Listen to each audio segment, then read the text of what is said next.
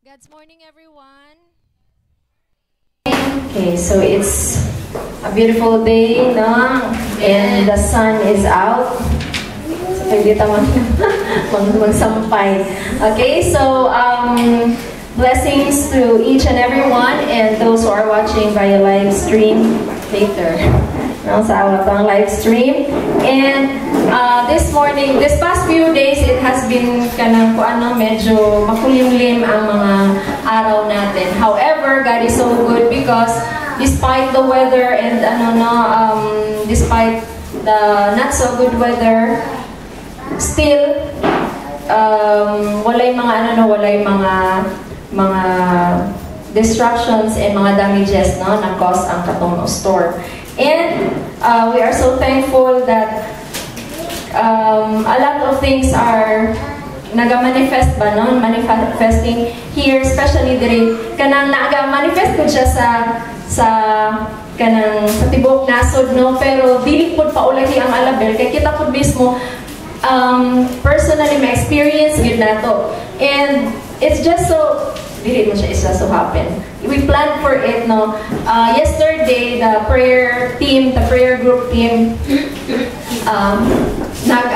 we went to the newly built municipal hall of Alabel. No, have you seen it? Yeah. So glory to God for its beauty, and it's beautiful, no, ang ato ang bagong munisipyo, and it's just so kanang maano jud kanong nga indeed God answers prayers. Kaya nga naman that exact same spot, pero gamay na lang nabilin diri, no, katong sa original team, no, si Christian na lang siguro na kita na lang siya na. So those who were with us, no, in prayers, actually some of those no makita pa nako diri sa Alabel, but some of them are not actively going in church na, so medyo na busy na.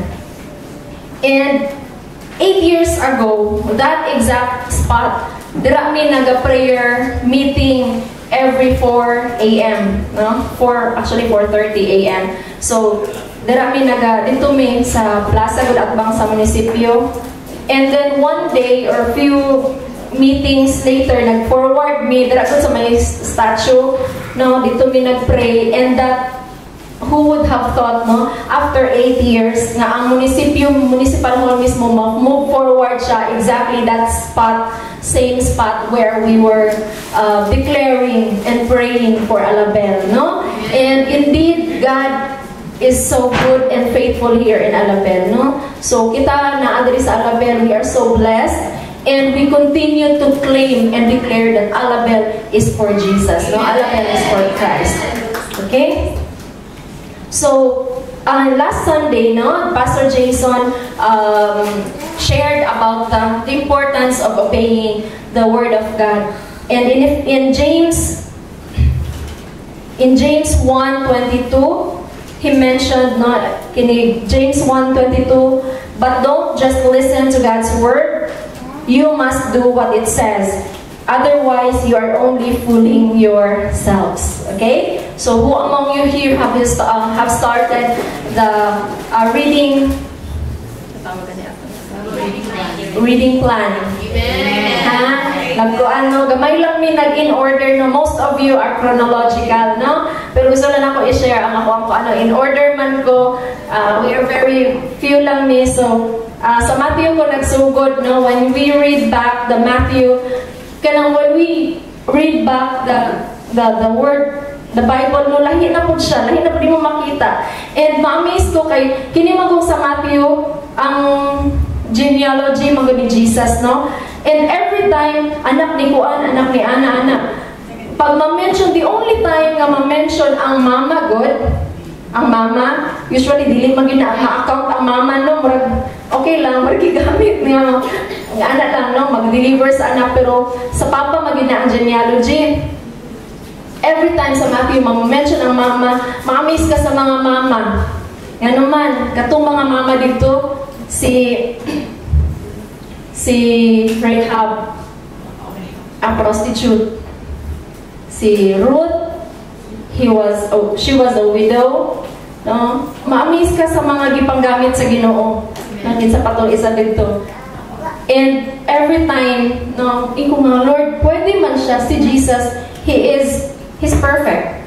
No? He can use whomever He wants. Nganong kana man yung mga babae ang ilang ipanggamit.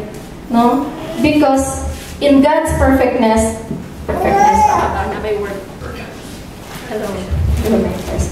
in God's perfection, He can also use even those who are imperfect. No, biskan imperfect ta, pag naa ang blood ni Jesus sa tuwa, we could be perfect. No, kasi Jesus dili man perfect ang kumbaga ang tawhanon nga dugo nga nananalaytay sa iyaha. But because of God, He is God. No, because the blood of Jesus, no, kung naa ang blood ni Jesus sa tuwa, despite our past, our imperfections, we can be perfect as our Father in heaven is perfect. Okay? So that is, no, we were reminded last Sunday, no, na kanang hearing, no, faith comes from hearing and hearing the word about Christ. However, it will be our firm foundation if we apply the word of God, no? Dili lang sige dungog nato na, pero i-apply pud nato kay mura lang datag kana ano, no, we are like fools, no? Ang kalisod pa, we are fooling ourselves. Okay, no? So we cannot, dili man nato maatik si Lord, no? He sees everything. He sees the deepest thoughts, no? Deepest thoughts. Deepest kanang kuan sa toang heart, okay? So we, the disciples of Jesus, will do greater things than He did. No, we are the disciples of Jesus, and we can do greater things than He did when we obey Him and when we apply His words in our lives. Okay, this is our declaration.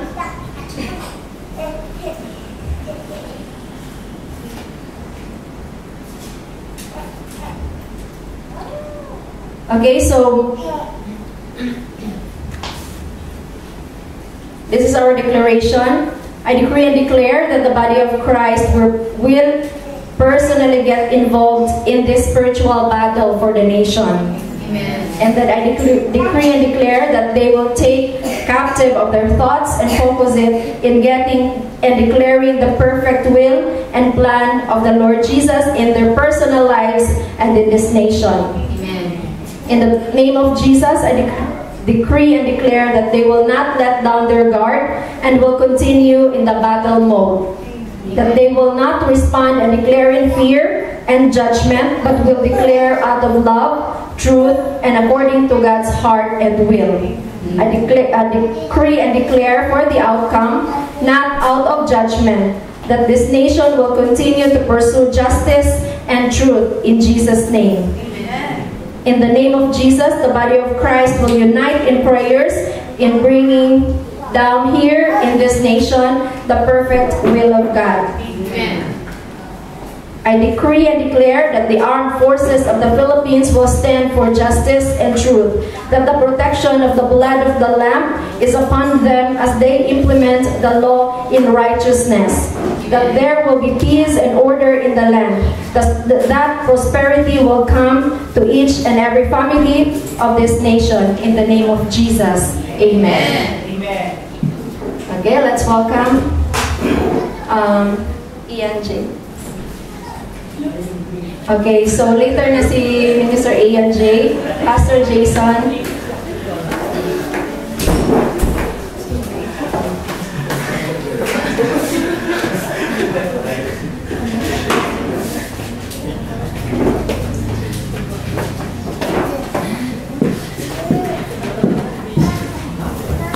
Na-shock si Minister Ian.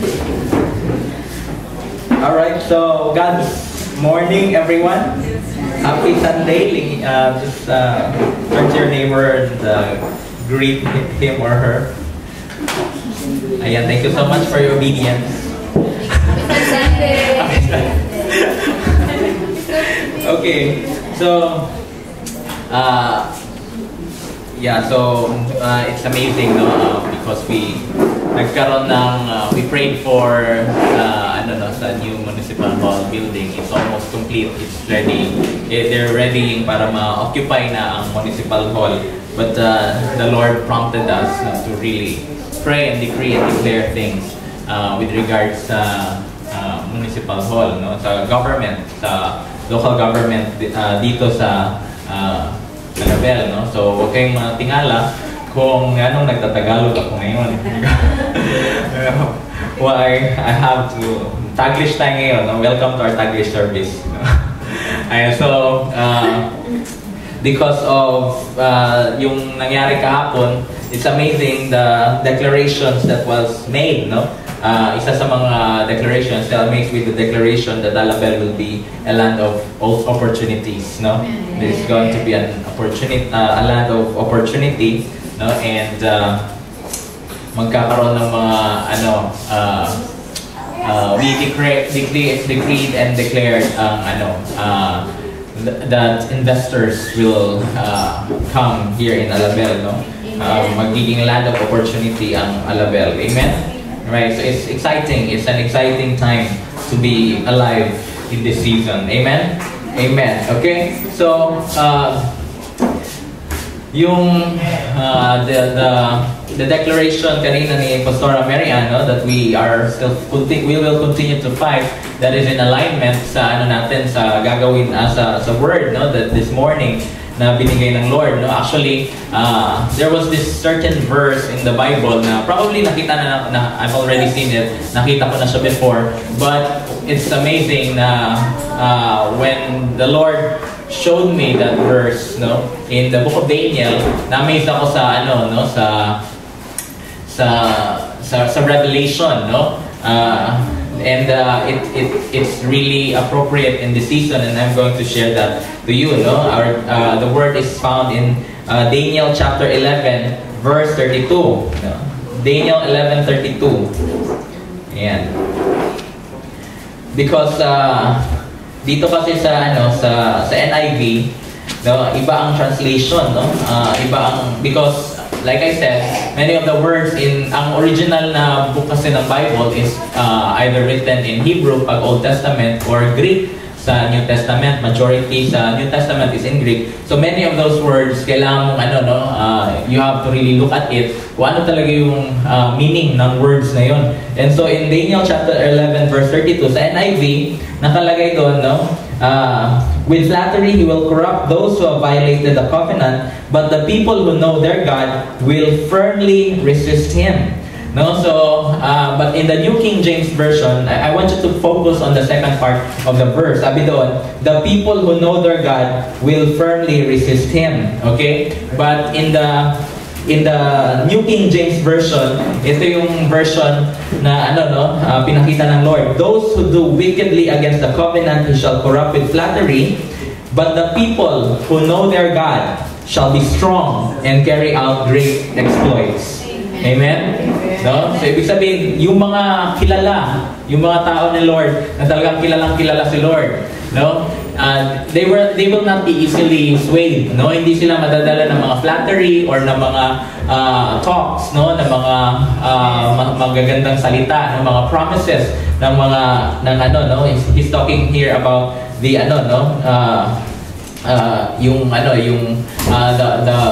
the corruption of the wicked people, no? So sabi doon, hindi tayo basta-basta madadala ng flattery lang ng words, because we know God, and those that know God shall be strong. How many of you know the Lord here, no? And it's not just about knowing God na I know about Him. Knowing God, that is, I know Him intimately. Meaning to say, you have a real deep relationship with God. No, yun ang ibig sabihin nun. And if we can have that kind of knowledge, no, that intimacy with the Lord, then sabi ng Bible, sabi dito ni Daniel, as prophesied by Daniel, you will be strong. No? You will stand firm, and not just stand firm, but you're going to carry out great exploits. Ito talaga yung gusto ng Lord. This is the destiny that we all have. Sabi mo katabi mo, you are destined for greatness. Amen? And you're going to do great exploits. Ano ibig sabihin ng mga exploits na yan, no? Ibig sabihin, you're going to conquer things, no? Conquer land, no? Conquer nations, okay? You're going to do great deeds, no? even greater than kung ano yung mga naririnig or nababasa natin in the Bible. Okay? And in the Amplified Version, sabi doon, just to put an emphasis, no? Sa Amplified Version, sabi doon, but the people who are spiritually mature and know their God will display strength and take action to resist, no? So if you know God, you're going to display strength or be strong or be firm, and sabi doon, you're going to take action, right? So it is impossible not to take action, no? Once that you already know the Lord. Okay, it will cause you, no? That knowledge will cause you to really be, to really initiate things, no? This is now a time of implementation. And implementation, and both preparation and implementation at the same time. Because you need to be prepared for what you're about ready to implement. Okay? Now, if wala pang binigay si Lord na mga plano for you, then you need to prepare more, no? Kaya what we are doing now, starting last Sunday, yung binigay ng Lord, no, na mga instructions, is us becoming stronger, no? Firm ang our foundation in the Lord. Why? Because of what we are about ready to do. What God is about ready to do through us. Okay? Remember, si Lord, tapos na yung trabaho niya, no? The finished work of the cross. When He hung on the cross, sabi niya, it is finished. No? Now sabi niya, go. No? All authority now has been given to me. All authority under heaven and over the earth. No? And every authority, lahat ng klase ng authority nasa kay Lord. And then sabi niya, because it is me, now go. It is in me, now go. Why? Because Jesus and us, we are one. Tama? Nung sinabi niya nasa kanya ng authority, He's implying na nasa atin na rin ang authority. Okay? Nasa anak na rin ng Lord. No?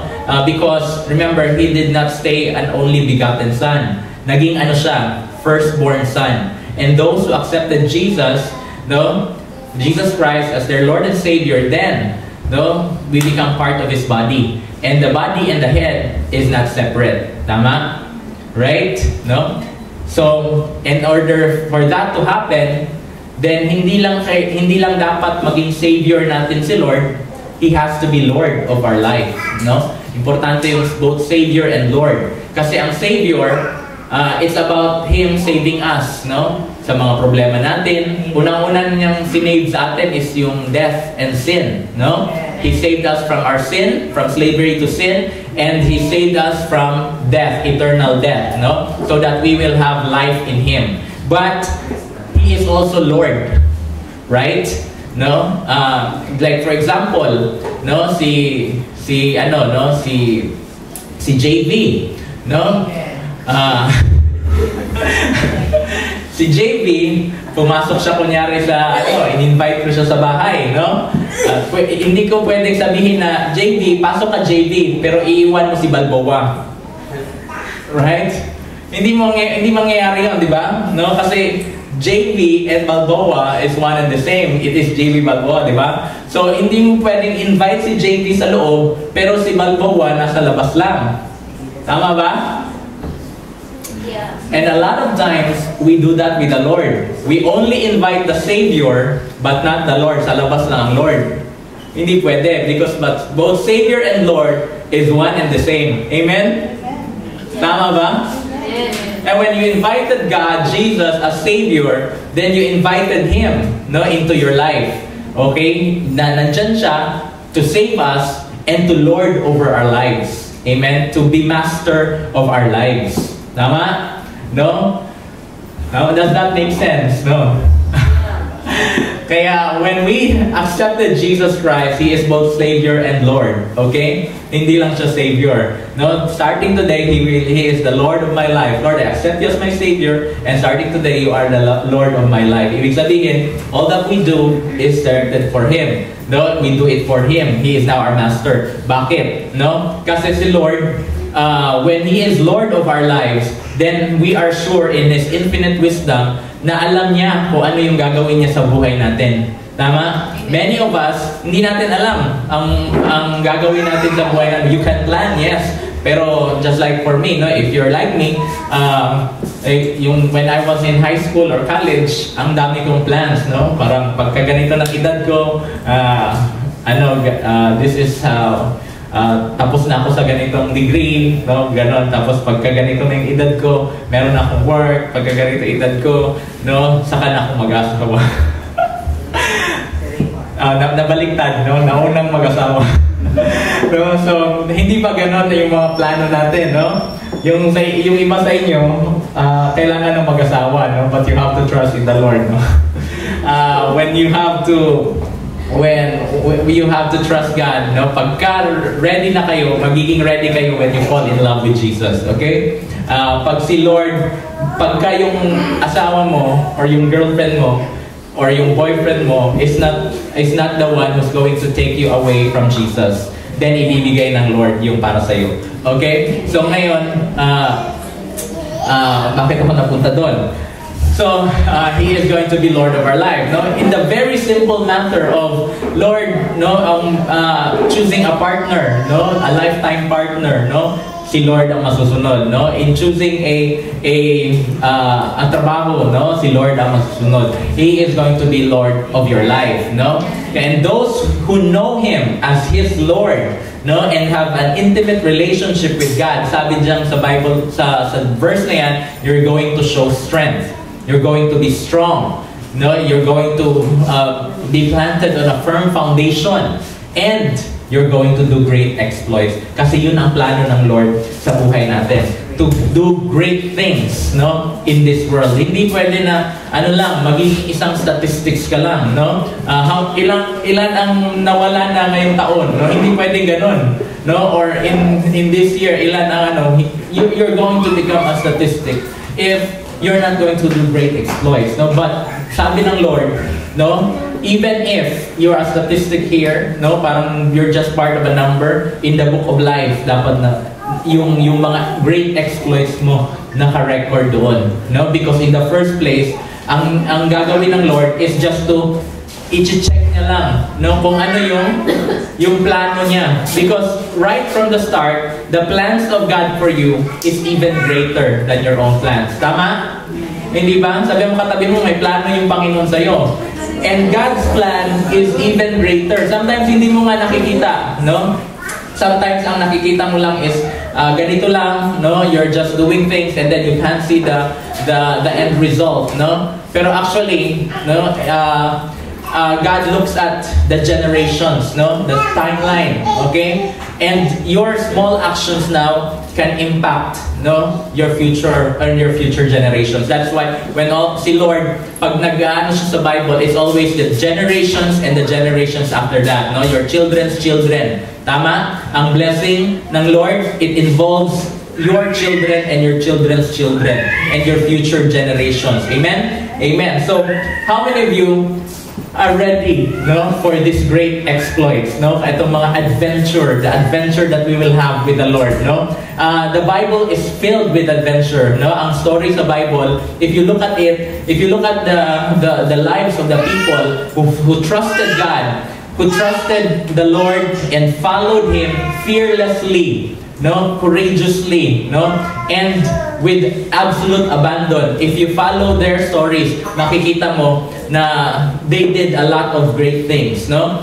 And I'm going to tell you, we can talk about many of them, no? Yung mga sikat, no? Like for example, no, si David, di ba? If you look at the story of David, from a shepherd boy to a great king, tama? No? Tapos ang daming mga exploits, ang daming parang epic movie, no? Starting with David and Goliath, no? How many of you love the story of David and Goliath? No? Tapos naging fugitive siya kasi the king of Israel, no? Baga the whole government of Israel hinahanap siya, naging rebelde si David, no? But in the end, siya pala yung totoong hari, no? Yung replacement, no? And then you see a lot of those struggles, no? Kumampi pa siya sa kalaban, sa Philistine army, no? And then he had a lot of exploits, no? And then you can pwede mong basahin yung the book of Joshua, no? Those are great exploits, no? To the point na even the sun and time, He commanded to stay still, no? 15 hours nag-stop ang time. Okay? Hindi umabot ng gabi. Sabi ni Pastor Chris, sa kalaban gabi, pero sa kanila may araw pa. Okay? So they were fighting, ang kalaban nila is at a disadvantage. Amen? Because of yung mga exploits ni Joshua, the walled city of Jericho. You can listen and read a lot of stories in the Bible with regards to great exploits. Okay? But we're going to talk about yung mga, kahit sabihin natin si David, di ba? He's a great king, ang dami niyang exploits. But I'm going to give you an example of people na mga hindi sila ganong sikat, but nevertheless, they had great exploits. Why? Because they know God and they stand firm. Yeah. Amen? Okay. So, isa sa mga stories in the Bible is, sinong nakakakilala sa tatlong generals ni David? David's 3 mighty men. O, di ba? Halos hindi na natin ma-remember ang nila, no? But those generals of David, mga sila, they did great exploits for God. Now, let's turn our Bibles to 2 Samuel chapter 23. 2 Samuel chapter 23 verse 8. These are the names of David's mighty men. O, di ba mga lang, no? Mga, yung mga, hindi sila yung king, no? Pero kahit even ang mga generals ni David, look at this, no? He raised his spear, Josheb-Basshebeth, mahirap pa i-pronounce yung name, no? But the first of the 3 mighty men of David, si Josheb-Basshebeth, isa siyang Tachemonite. Okay? He was chief of the 3. He raised, medyo nag-ano ang base. Nag-ano? No? O sa microphone. He raised, ano ganin nyo? Okay.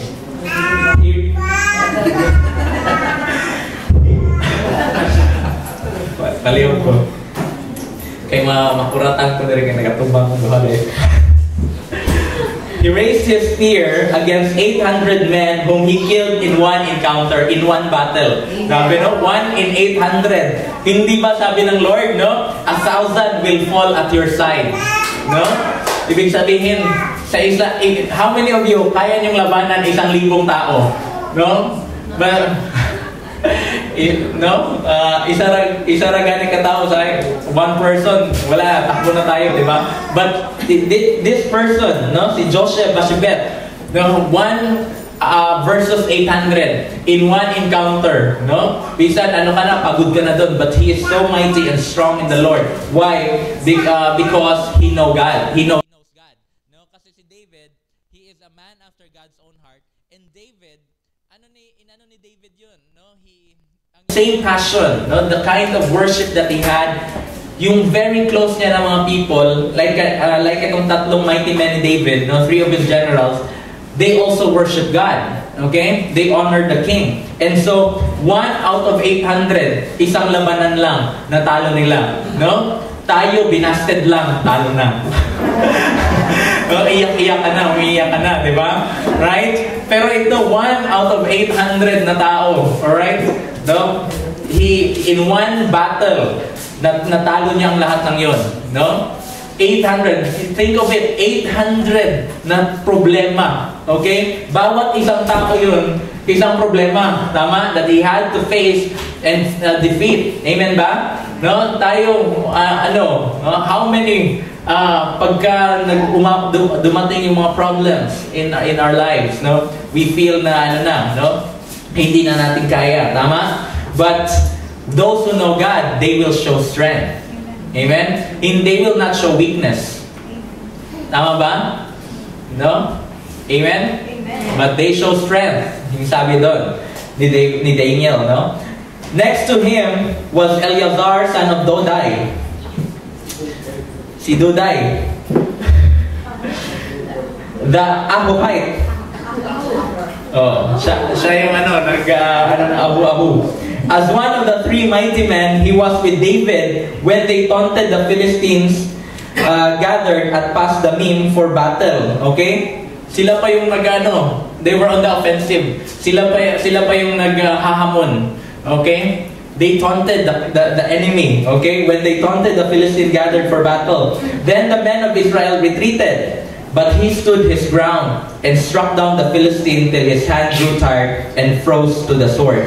The Lord brought about a great victory that day. The troops returned to Eleazar, but only to strip the dead, or only for plunder in other versions. No? So you see, no? Yung mga anak ng Lord, they are on the offensive. Amen. No? Yun nga ang sinabi ko last time, di ba?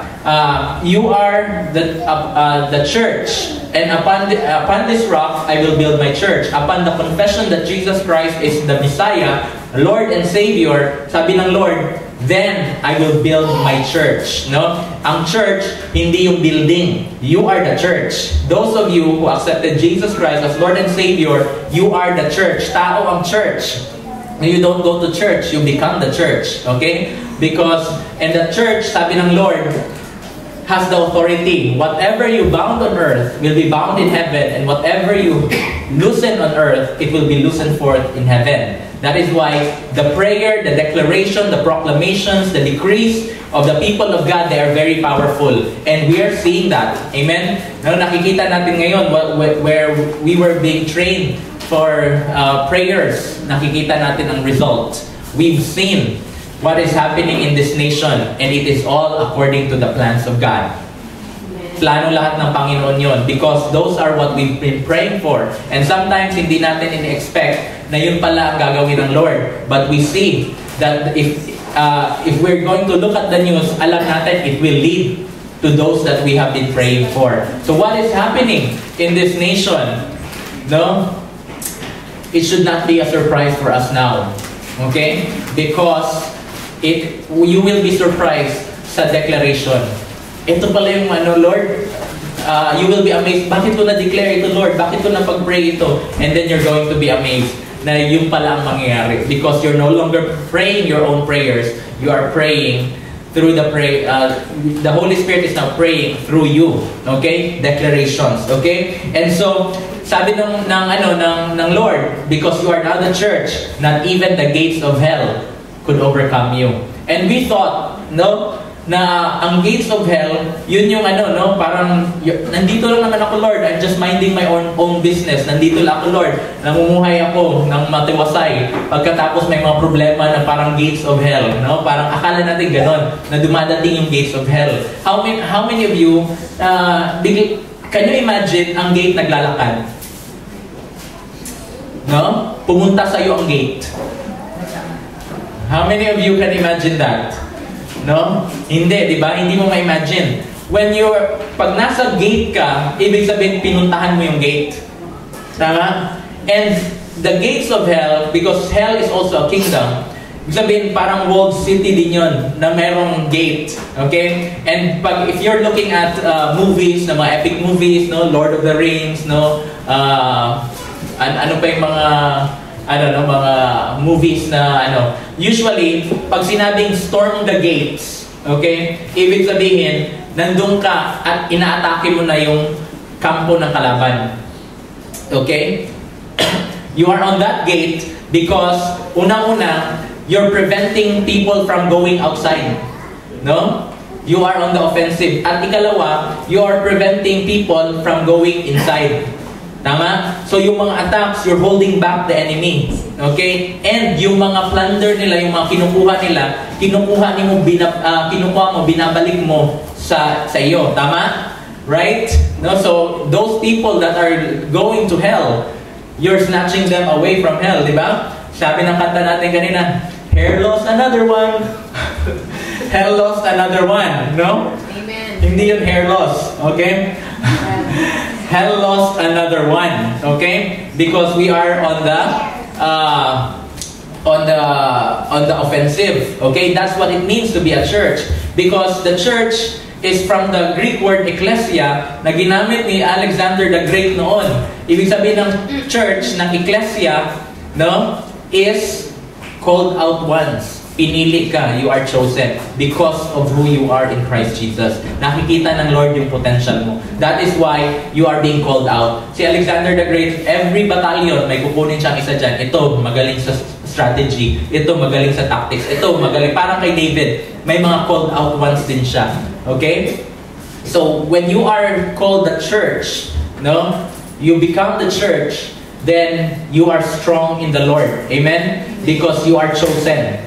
Okay? You will do great exploits. No? Kagaya nitong mga ni David. Alright? Sabi, he stood his ground. No? Kahit na magkaroon ng problema, no? Even if he grew tired, no? Si Eleazar, sabi doon, even if yung kamay niya, halos hindi na ma-separate yung yung kamay niya sa sword because very probably matagal yung laban, right? No, to the point na hindi niya na matanggal ang kamay sa sword niya. Okay? So he held on to that sword. No? He blooded that sword. Okay? And until he received that victory. Remember, sabi doon, the Lord brought about a great victory that day. It was not Eleazar who was victorious. It was the Lord. Tama? Even though Eleazar was the one doing the battle. Tama? Siya ang nakikipaglaban, pero si Lord ang nagbigay sa kanya ng victory. Amen ba? And then here's another person, verse 11. Next to him was Shammah, son of Agi, the Hararite. When the Philistines banded together at a place where there was a field full of lentils, Israel's troops fled from them. But Shammah took his stand in the middle of the field. He defended it and struck the Philistines down. And the Lord brought about a great victory. Si Lord na naman ang nagbigay ng victory. But here's the situation. There was a field of lintel. Ano ibig sabihin nun? Taniman ng munggo. Alright? Lintel beans. Ano siya? Puro munggo. Isang field ng munggo. That field was being attacked. Yung harvest na yun, time for harvest, kukunin na ng mga kalaban, no? How many of you sowed for this, and then during that harvest time, kakainin ng kalaban, no? Kukunin ng kalaban, is going to snatch the harvest from you. Yung alam mo, ikaw na sana, Lord, ikaw na yung next in line, ikaw na yung for promotion, Lord, ikaw na yung i-bless, Lord, no? Nakapila ka na, no? Ikaw na yung pupunta sa pool, no? For your healing, no? If you remember that disabled person sa pool na pinagaling ng Lord, no? Ikaw na sana next in line. Pero anong sabi doon, no? Kukunin ng kalaban yung harvest mo. However, sabi dito sa verse 12, when everyone was leaving, no? Takot na takot ang iba kasi atakihin na sila. Bahala na yung harvest, Lord. Bahala na yung mga munggo. Alright? No? How many of you are going to risk your lives for a field of munggo? Magkano bang 1 kilo ng munggo ngayon? No? Diba? But it's a whole field of lentils or but beans, right? So, nandiyan, pero sabi doon, but Shammah, he stood his ground. Okay? He stood firm. In the middle of the field, he defended it and struck the Philistines down. How many of us are willing to defend our faith, defend our families from the attacks of Satan? How many of you are willing to defend your destiny? Amen. Hi, Lord. Amen. Right? Sabi ang katabi mo, huwag mong isuko ang bataan. No? How many of you? No, ibig sabihin, we have to defend who we are in Christ Jesus. No?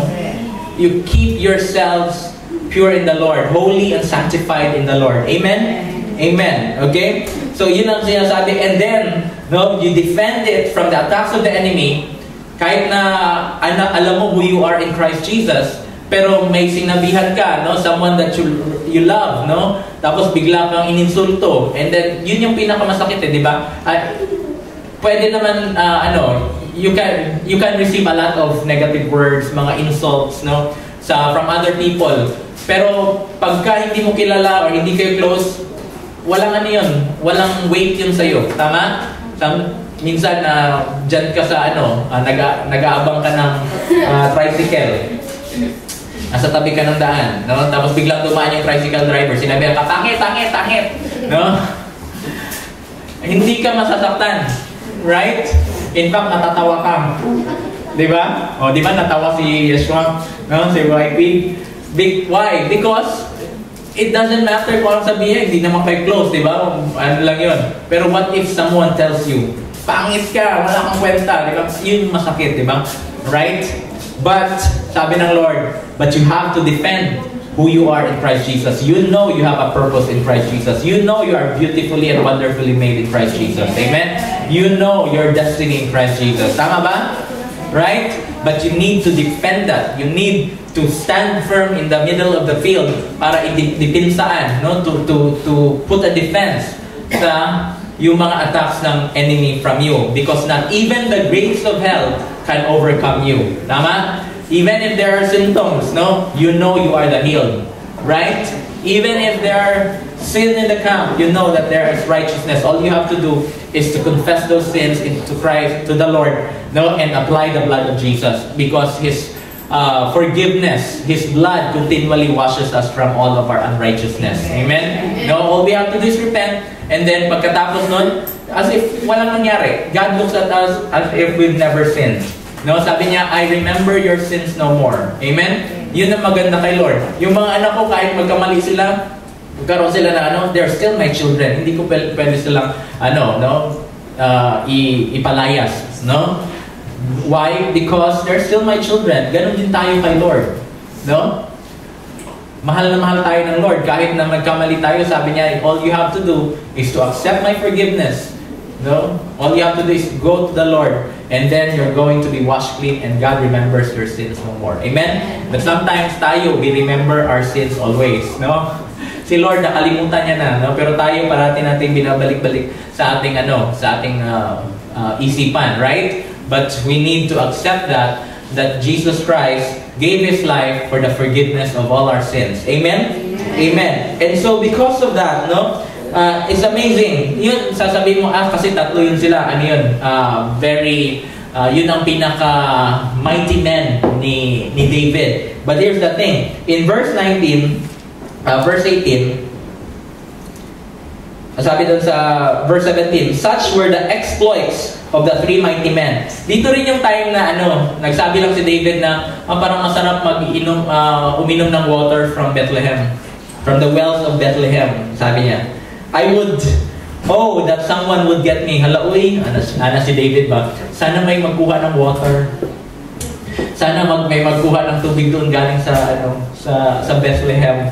And you know what? These three mighty men, kahit na yung Bethlehem na palibutan na ng kalaban, army, it's an army garrison, it's a camp of the enemy, they broke through the camp, and then they took water.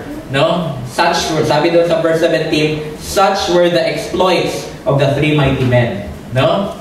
Amazing ang exploits nila. Such were the exploits of the three mighty men. However, sa verse 18, sabi doon, Abishai, the brother of Joab, son of Zeruiah, sabi dyan, chief of the three, but actually sa ibang version, chief of the 30. From the 3, meron pang 30. No? Na under pa talaga. General, tapos ang mga officials. No? And the chief of those 30, sa ibang version, pakihanap na lang Zong. He raised his spear against the 300 men whom he killed, and so he became as famous as the 3. Was he not held in greater honor than the 3? He became their commander, even though he was not included among them. No, he was one of the 3. No, he was not part of the 3, pero ang kanyang exploits is as famous as them. Verse 20, Benaiah, son of Jehoiada, was a valiant fighter from Kabzeel, who performed great exploits. He struck down 2 of Moab's best men. He also went down into a pit on a snowy day and killed a lion. And just imagine, bangin, or pit. Sometimes they dig pits para tambakan ng water. no? Mga cistern. So, sabi doon, pumunta siya, no? Pumunta siya sa pit just to kill a lion, no? And sometimes when we talk about pit, when the Bible talks about the pit, ibig sabihin, yun yung lowest point of your life. The dark, lowest point of your life. How many of you have experienced darkness and the lowest point in your life? No? Yung parang, Lord, paano ako makakaalis dito, Lord? You feel trapped. No? Joseph experienced the pit, di ba? Cistern. Kinulong siya doon ng mga brothers niya, sarili niyang kapatid. Si Joseph, no? He also experienced the pit in the form of a dungeon. Tama? Pinakulong siya ng employer, ng master niya, si Potiphar. Right? But he was able to conquer what was in the pit. Si Daniel in the lion's den. Tama? Sino yung tatlo? Si Shadrach, Meshach, and si Abednego. Kilala niyo sila? Yes. Sila yung tatlong friend ni Daniel. Ano nangyari sa kanila? They were susunugin sila. No, in a furnace, in a fiery furnace, no? Malaking furnace, tapos in furnace, malaki siya. No? Tapos pinasok sila doon, pugon, no? And then when they open, no, hindi man lang na-amaze sila, walang sumisigaw, no? 'Di ba pagka mainit, pagka napasok ka, magkakaroon talaga ng mga sigawan. But na-amaze sila, walang sigaw. So they opened the furnace. Pagtingin nila, there were 4 of them. No? Si Shadrach, si Meshach, si Abednego, and there was a 4th man in the fire. And many people, they believe it was Jesus Christ. No? It was the manifest presence of God that was in the fiery furnace. No? Sinamahan sila ng Lord doon sa apoy. Amen? And so here is a person, isa sa mga 30 officials ni David. Pinuntahan niya yung pit. And when he was at the pit, he destroyed the lion there. He killed the lion. Minsan sa lowest point nating life, no? We are there. Tama? Pero sino yung nagdala sa atin doon? At ano yung hinaharap natin in the lowest part of our life? No? It's either sino yung nagdala sa'yo doon, or no? Ano yung hinaharap mo doon? Ang inaatubang. No, ano yung nilalabanan mo doon? What is it that caused you to be in that lowest place of your life? Sabi doon, he killed that problem. Okay? Kahit nandun siya sa kahit depressed siya, kahit lubog siya sa utang, no? Kahit na nawala ng lahat sa kanya, no? But he conquered everything. Amen. And he was able to get out of that pit victorious. Amen? Amen. Why? Because they know God, they stand firm in His might, and they did great exploits. Amen? Amen. Amen. Amen ba? Amen. Okay. Now that was in the Old Testament. In the New Testament, meron din gano'n, no? Na kahit na you don't have to be, kasi sa kingdom ni Lord, walang second-class citizen. Hindi ibig sabihin na, kasi si David yun, no? Yung kasi malapit kay David. Yun nga ang 30, di ba? No, it's not because of that. Ang hindi reason in the kingdom of God, hindi reason na you're connected. No? Ang dapat na connection mo lang si Lord, that you know God. Hindi reason yung wala kang credential. Si David, bakit naging king siya? Ano si David? 'Di ba? Anong resume ni David? Shepherd boy. Nung inanoint siya ng king. No? 2 years. 2 years experience as a shepherd. Yun lang. And then inanoint siya ng king. Bata siya. And mabuti sana kung nag-manage siya ng malaking ng malaking farm of sheep. Yun pwede. Pero sabi sa Bible, it was not his sheep. Kanino yun? His father's sheep. His father's few sheep. Okay? Ang papa niya, merong mga karnero, tapos iilan lang. No, akala natin maraming sheep ni David, no? Yung pagka marami, parang na yun, no? That's really a farm, no? Na you really have to do a lot of management doon. Tama? Di ba? Pag mayroon ka malaking agricultural land, tapos maraming mga livestock, no? So, ganon, you have to manage. Pero ang sabi nun, si David, he was only in charge of a few sheep. Yun lang ang kanyang resume, no? But sabi ng Lord, nung nakita, pinadala ni Lord si Samuel, do not look at the appearance, no? You look at the heart. He is a man after my own heart. He is a man after God's own heart. Yun lang. If you are after God, if you really want to intimately know God, no? Yung mga ginagawa natin ngayon, it is all about you knowing about God, no? It's about, that's why many, to address that issue na meron bang hindi nababasa ng Bible, no? Because you know someone when you listen to Him. Tama? When you spend time with Him. Tama ba? How many of you na in love? Wala, no? Kawawa naman kayo. Kawawa naman. How many of you have fallen in love? Di ba you fall in love, no? Realize kami, si Mary Ann sa una, noon si Mary Ann, nung na-in love siya, wala siya dito. Minsan, nakakalimutan mo na kumain. No? Just to be, mag-usap lang kayo, di ba? Ganon. No? Kaya minsan yung fasting, you don't have to really force it. No? You just have to spend time with the Lord. Minsan makakalimutan mo ng every other thing. You can know that person intimately when you just listen to him, no, or her. Pakinggan mo lang sinasabi niya. Mag-spend time ka lang sa kanya. And tingnan mo lang kung paano niya gawin. Right? That's how you do it. That's how you know.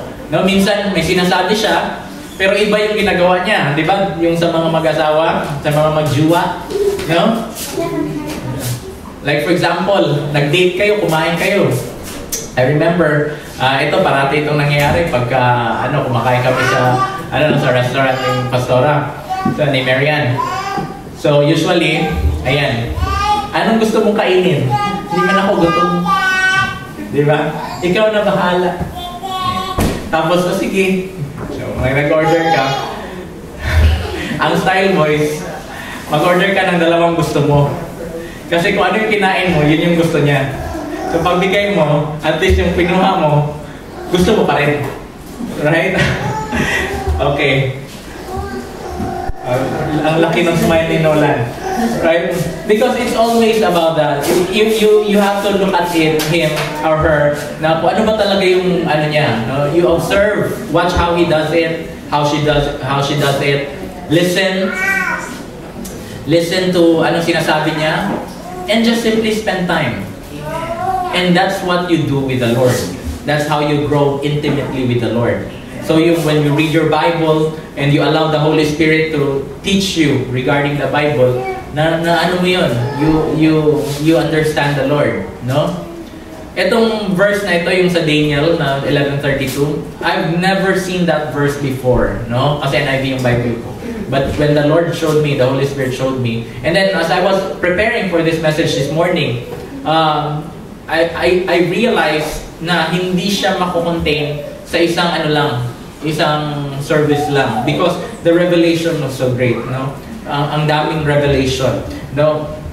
And so because of that, all you have to do is to spend time with the Lord. Nama? Yung mga ginagawa natin ngayon is for you to stand firm, to make Jesus in His Word, as revealed by the Holy Spirit, a firm foundation. Amen ba? Amen. And so in the New Testament, meron din So in the book of Acts, I'm reading from Acts chapter 6.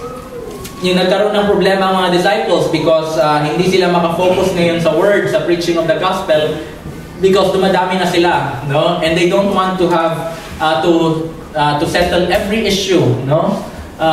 Actually, nangyari dito kay Moses during that time, no? But in the book of Acts, it's also parang naging problem siya na nagkakaroon ng, when you have people, minsan may mga disagreement talaga and you have to resolve, no? And so that the disciples, the apostles during that time, sabi nila, paano tayo makafocus sa word ni Lord, no? Sa spiritual food, kung ang focus natin is always physical food, no? To wait on tables. And so what they did, sabi ng one of them, sabi niya, let us pray to the Lord and ask kung sino, let's choose 7. Doon na nagkaroon ng deacons, no? Itong mga seven deacons, no? And so because of that, they chose the seven. So one of those that was chosen, verse 5, sabi ng so that verse 2 ako mag-start, chapter 6, verse 2, Acts. So the 12 gathered all the disciples together and said, "It would not be right for us to neglect the ministry of the word of God in order to wait on tables. Brothers, choose 7 men from among you who are known to be full of the Spirit and wisdom." Anong criteria? Just full of the Spirit and wisdom. Ibig sabihin, intimate siya kay Lord. Walang ibang criteria dito. All you have to do, yun ang maganda kay Lord. When the disciples, si Lord, when He chose His disciples, hindi siya kumuha doon sa nakapasa. Because during the time sa Israel, 12 years old, kailangan mong mapasa. Kailangan you have to pass the exam, the oral exam. Okay? Si Jesus, pumasa siya sa exam. That is why na-amaze yung mga Pharisees because of the questioning ni Lord with regards sa word. Okay? And so because of that, na-amaze sila. So si Lord, He actually passed the exam. And to do that, when you pass the exam, you will be now a disciple of one of the mga high priests, mga Pharisees, no? Yun ang ang culture at that time. Pero si Lord, hindi siya kumuha doon sa mga pasado. Kumuha siya doon sa mga failed. No, hindi nakapasa. Pag hindi ka makapasa, babalik ka sa trabaho ng parents mo. So, ang parent mo is fisherman. Magiging fisherman ka rin, you will inherit the trade of your parents. Okay? So, that is why si Jesus, pumunta siya sa fisherman, pumunta siya sa tax collector. No? Hindi siya pumunta doon sa mga pumasa sa Sanhedrin. No? Hindi siya pumunta doon sa university at that time. No? Para maghanap doon sa nakapasa sa entrance exam. Pumunta siya doon sa mga nabagsak. Ganon din si David. Sabi nga sa David, "And many who are in debt, despondent, discouraged, and disgraced came to him." Yun ang sabi in the Bible. With regards yung sa 3 mighty men at saka sa 30 men of David. No? Yan lahat sila, hindi yun mga problematic yun sila. But ang tanging requirements when you are in the Lord is that you are filled with the Holy Spirit and you know God. Amen? Yun lang. Hindi ba mas maganda yun? Tama ba? No, you don't have to spend a lot of time studying. No, just spend time with the Lord. Develop that relationship with the Lord. Amen? And so dahil dyan, no, yung mga disciples, they chose 7 who are filled with the Holy Spirit and filled with wisdom. Yun lang. Kasi pag ito led by the Holy Spirit, they're not looking at the appearance. They're looking at the heart. Okay? Minsan tayo, when we choose people, ito maganda ang credential. I'm going to hire this person. But if that person, you're not going to be, in the kingdom of God, it's different. You're not going to be there because you have skills and abilities. You're going to be there because of your intimacy with the Lord, your love for God, and then the skills will follow. Pero pag meron ng daan mo skill, it's always, no? It's still a God-given gift. No? Galing lahat yun kay Lord, no? But it should not be, what I'm telling is, it should not be a requirement. Ang pinaka gusto ng Lord, yung desire, yung spirit. No? And siya ang magpupuno kung ano yung kulang. Amen. Right? That is how the Lord works. That is how grace works. Grace is supply. Right? God giving us the things that we do not deserve. Hindi ka deserving ng love ni Lord. Hindi ka deserving ng salvation ni Lord. Hindi ka deserving ng kanyang yung pagiging righteous mo. Hindi ka deserving ng pagiging sanctified and set apart. Hindi ka deserving sa blessing ng Lord. And yet, binigay niya. That is what grace is. And so, because of that, you do not have to perform para makuha mo yung mga pabor ni Lord. All you have to do is to accept it. And to accept that, you need to know kung anong nina-accept mo. And that is revealed sa pamamagitan ng pagiging intimate with the Holy Spirit, with the Lord. Amen? Amen. And so because of that, itong 7, when they looked at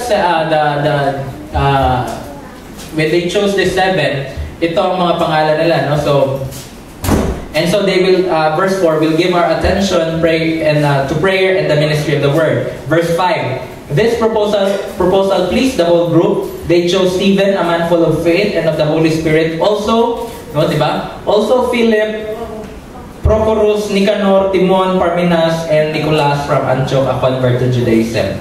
Diba? But I want you to focus kung sino ang pinakasikat dyan? Stephen. Ha? Bakit? He is the man full of faith and of the Holy Spirit. No? Pero alam niyo kung sino talaga yung pinaka very active in the word kahit di ba ang purpose nila is mag-wait sa tables, yung magdala ng pagkain. Pero yung pinaka kasi namatay kaagad si Stephen. But he is a man full of faith, no? And it was because of Stephen na he prayed for Paul, Saul. Okay? So ngayon but out of the 6, remember, 7 sila, maagang namatay si Stephen, 6 of them, among the 6 of them, ang isa sa maraming ginawa, did great exploits because of the Holy Spirit, si Philip. Sino si Philip dyan sa verse na yan? Also lang. Also, ano ko dahil si Philip? Dyan ka pala. No? He's just also, no? Kumbaga, Stephen, Philip, and then also Philip. Right? No? Parang masali lang, ganun. No? Just, Pero, no? If you look at chapter, of course, the whole chapter of 7, the whole chapter 7 of Book of Acts, puro kay Stephen yun. Okay? But chapter 8, ayan, because they were now persecuted, nagkaroon na ng scattering. So wala nang table na i-wait, wala nang pagkain na i-serve, no? So ano nangyari? They were scattered. Okay? And in verse 4, chapter 8, verse 4, those who had been scattered preached the word wherever they went. Philip went down. So ito si Philip, ito yung Philip na yung nag-serve ng tables, naging waiter. Philip went down to a city in Samaria and proclaimed the Christ there. When the crowds heard Philip and saw the miraculous signs he did, they all paid close attention to what he said. With shrieks, evil spirits came out of many, and many paralytics and cripples were healed. So there was great joy in that city. No? Here's a waiter, no? Nagsiserve, pero full of the Holy Spirit, anointed.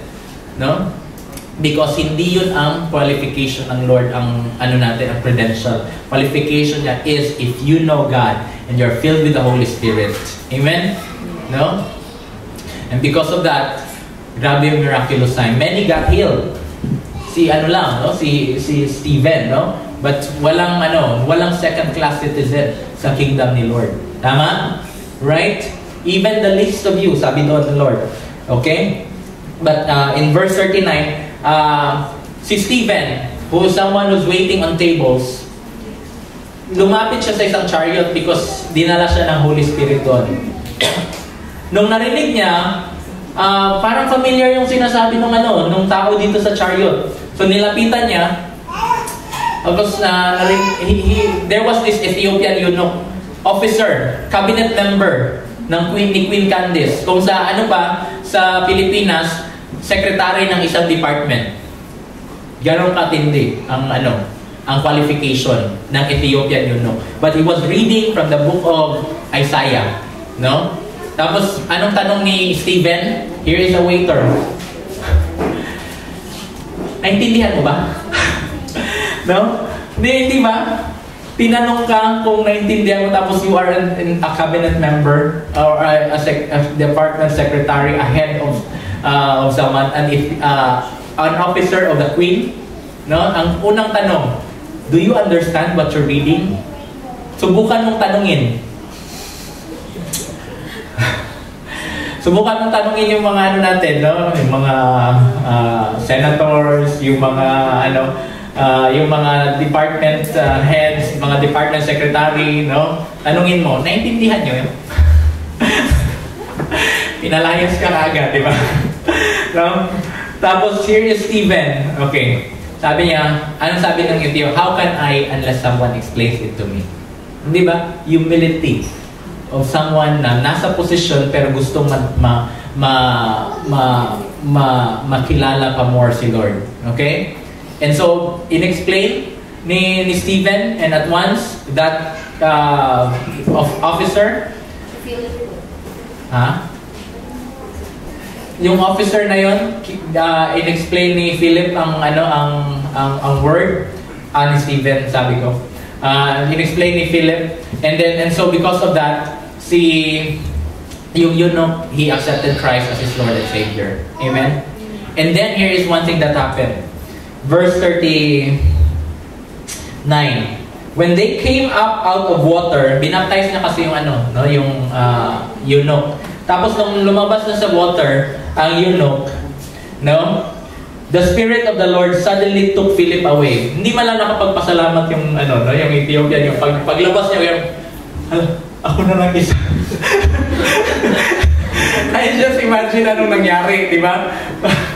Kasi ang baptism, you have to bury, i-bury in the water. Tapos syempre nakapikit ka, pag ganun yung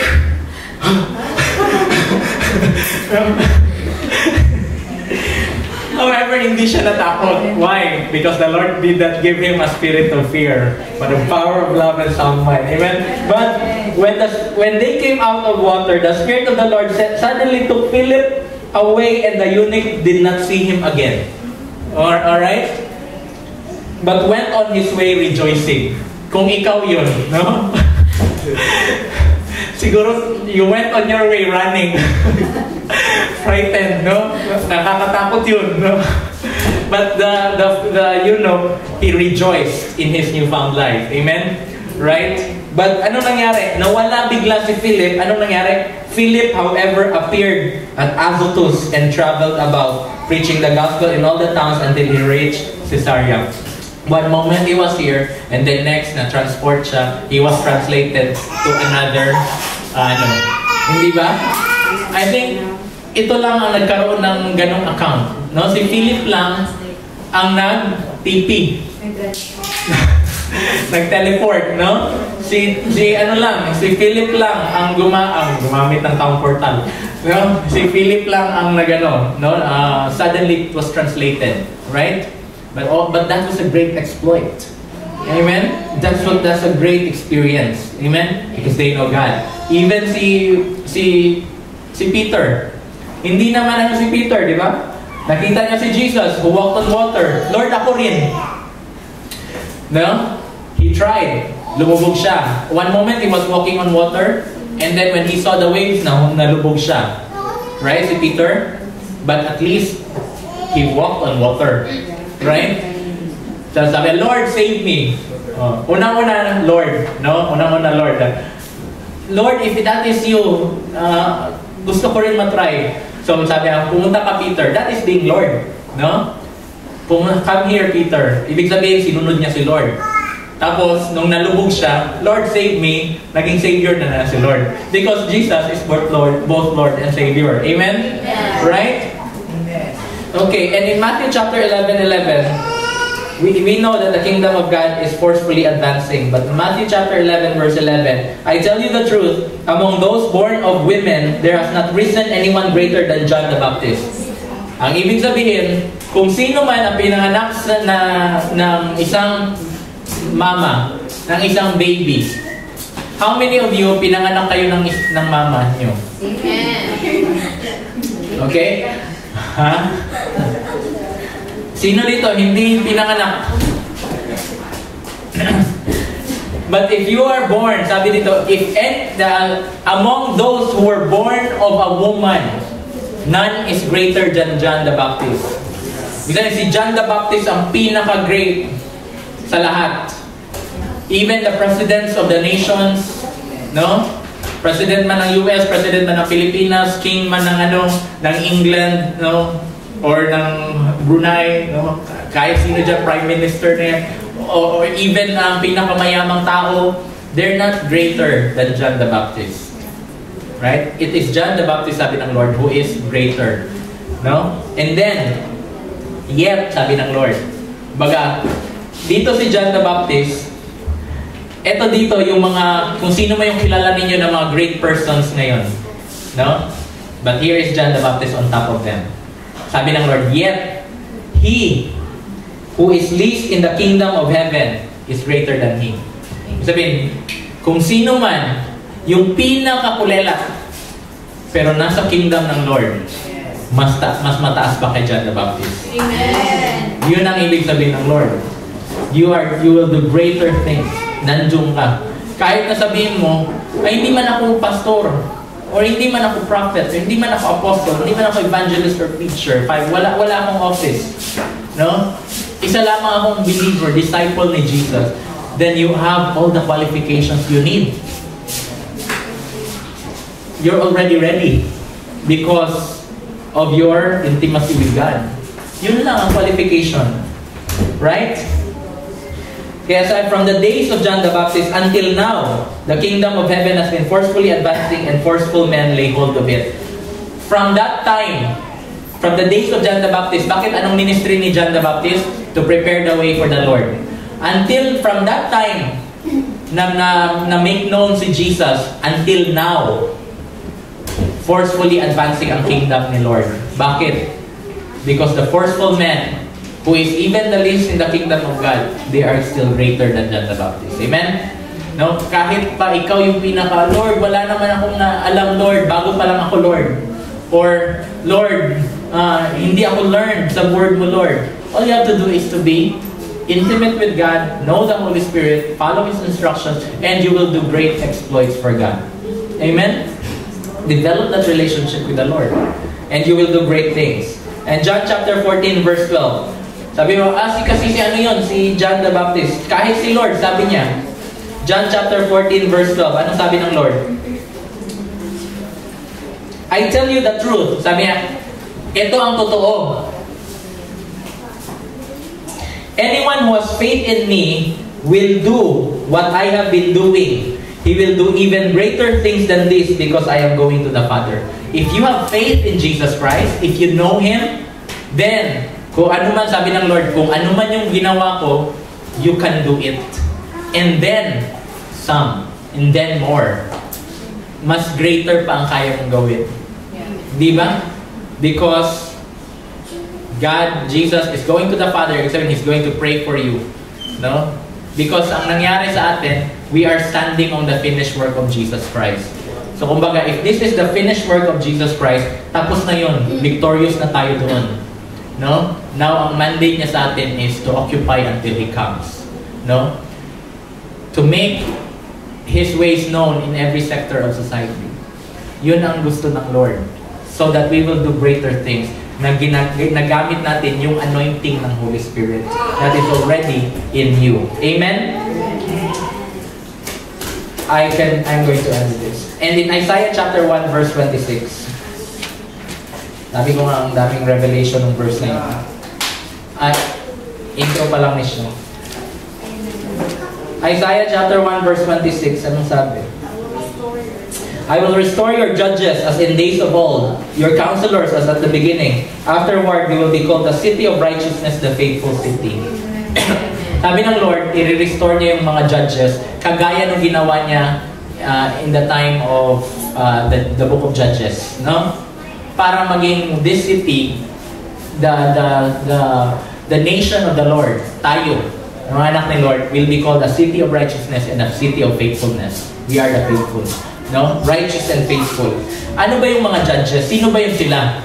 Do you have to have a law degree para maging judge? Ha? Kailangan bang maging ano ka?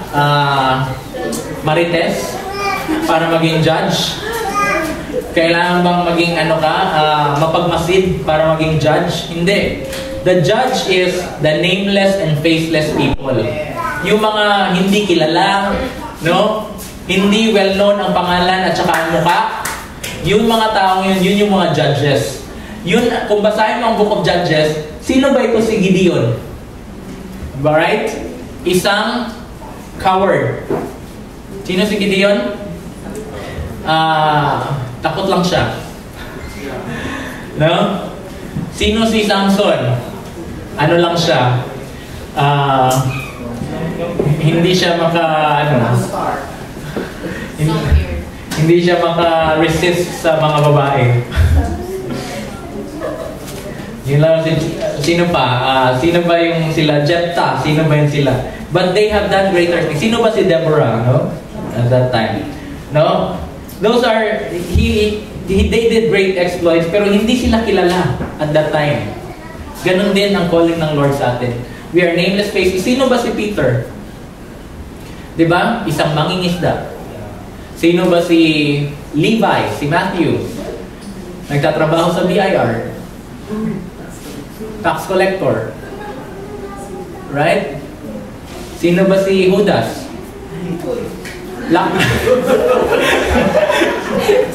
Isang locksmith. Oo. Ano lang siya? Nag-o-open ng mga locks sa mga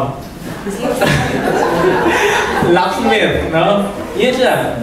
No? Sino ba si John? 12-year-old. Bata. No? Yun sila. Sino ba si Andrew? Kapatid ni Peter. Hindi ba? Ganon. Right? Si Saul, yun ang pinaka-lawyer of lawyers. Pero sabi niya, I consider it nothing. Sabi ni Saul, yung credential ko, wala palang pwesta yun. Yung sabi ni Paul.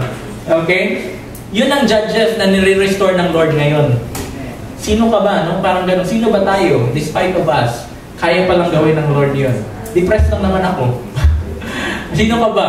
No? Ano lang? Anyone. Pinalaya. No? Sino ka ba? Ano lang?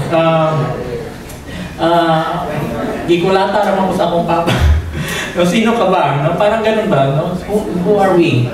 And yet sabi doon, you can be restored as a judge. You can be the leader of a nation.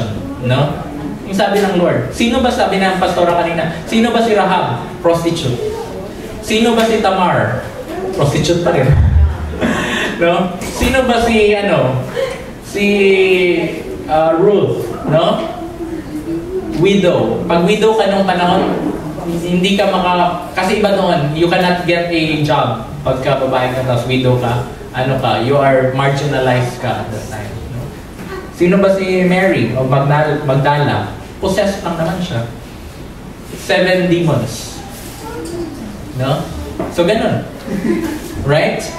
Pero, sabi ng Lord, I'm sure you're even better than them by the world standard, di ba? Ikaw, nakagraduate ka, no? Kaya, di ba? Kung sila nga, di ba? They did great exploits. How about us? Di ba? No? And so, because of that, no, yung nameless, faceless people, yun yung ginagamit ng Lord ngayon to restore, para hindi sa'yo ang glory, kundi kay Lord. But in the book of Judges, isa sa mga ko dito sa book of Judges, merong isang tao dito.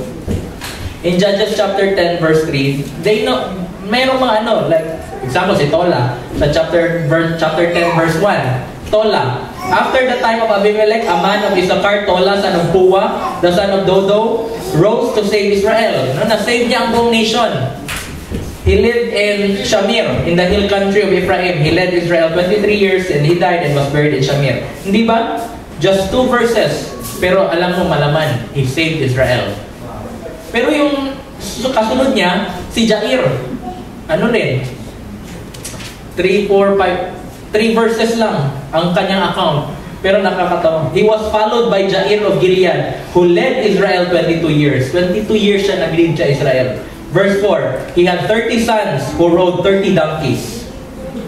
Yun lang. And then he died. He was known for having 30 sons and 30 donkeys. Nga ang kada isa sa iyang mga anak na ay sakyanan. Yun lang ang account niya. They controlled 30 towns in Gilead, which to this day are called Havot Jair. When Jair died, he was buried in, come on. Come on. Parang ganun lang yung account niya, di ba? But how many of you, if you are willing and yielded to the Holy Spirit, you know God, you're going to put every effort to take action to know God more, then you want to be in Hebrews chapter 11, the Hall of Famers, di ba? Di ba? Pag-abot mo sa langit ba, when you go to the heaven, doon ka sa pearly gates, nag-open ang pearly gates, because bakit ka papasukin ni Lord sa heaven? No? Because you accepted Jesus Christ as your Lord and Savior. You have a relationship with God. Tapos yun lang qualification. Tapos pag punta mo sa hallway, nang imi-meet mo na si Lord sa throne room, makikita mo nandyan yung mga mukha nila David, nila Moses. Tapos biglang dito, uy, nalagay ko dito. Nalagay din siya. Nandito. Ayan. No? Because Hall of Famers, di ba? Hall of Faith, Hebrews chapter 11. Basahin yung Hebrews chapter 11, yun yung mga account ng mga tao na they did great exploits for the Lord. Di ba? Verse 32. And what more shall I say? Sa verse 31, nandyan pa si By faith, the prostitute Rahab, because she welcomed the spies, was not killed with those who were disobedient. No? Yun ang ginawa niya pinapasok niya ang presensya ng Lord sa city na yun. Alright? And then, verse 32, what more shall I say? I do not have time to tell. No? I do not have time to tell about Gideon, Barak, Samson, Jephthah, David, Samuel, the prophets, who through faith conquered kingdoms. No? Yun yung destiny. You're going to conquer kingdoms, administer justice, gain what was promised, to shut the mouths of lions, quench the fury of the flames, and escape the edge of the sword, whose weakness was turned to strength, and who became powerful in battle and routed foreign armies. Diba? Those are great exploits, and those are worth mentioning in the end at the book of life. No? Huwag naman sana na mahulog tayo sa, ito si nagkaroon siya ng 13 na anak. Bawat anak may donkey. At bawat isa mayroong siting pinamumunuan. Parang ganun lang. No? Right? Who are you in the kingdom of God? Amen? But in the heart of God and in His plans, you are great in the kingdom of God. It's up to you to accept that greatness. All we have to do is simply receive Him, accept Him, know Him intimately, and be obedient to the Holy Spirit. Amen? Amen. Alright. Stand on your feet.